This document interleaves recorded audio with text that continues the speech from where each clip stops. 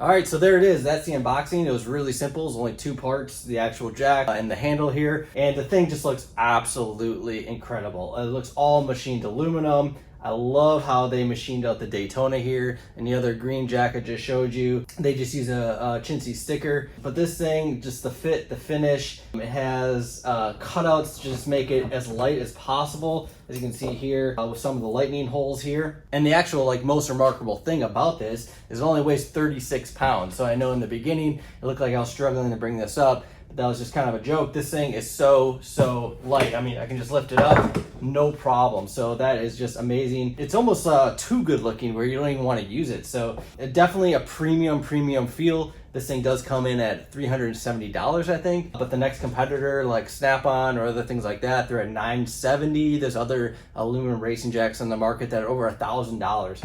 So this is a 1.5 ton racing jack, so 3,000 pounds. It has 2 casters in the back plus a roller in the front. So that makes it just super easy to roll around. It's just incredible how nice it is. The actual lowest pad here is only 2.3 inches, I think, off the ground. So that makes it great for lowered cars, race cars. Top jack height is around 16 3/8 inches. So it does give you a pretty good height, but I would not say this is good for, any trucks or anything like that. It just wouldn't go high enough for that. It also comes with an extra long handle, which is great because you can get extra leverage to lift the car up higher, and it has this padded area here, so if you accidentally hit your car, it won't leave a mark. This jack does only have 1 handle compared to the other one with 2 handles. It's not that big of a deal, I guess, but if you're right or left-handed, you're always gonna have to grab it on one side instead of having the ability to grab it on the other.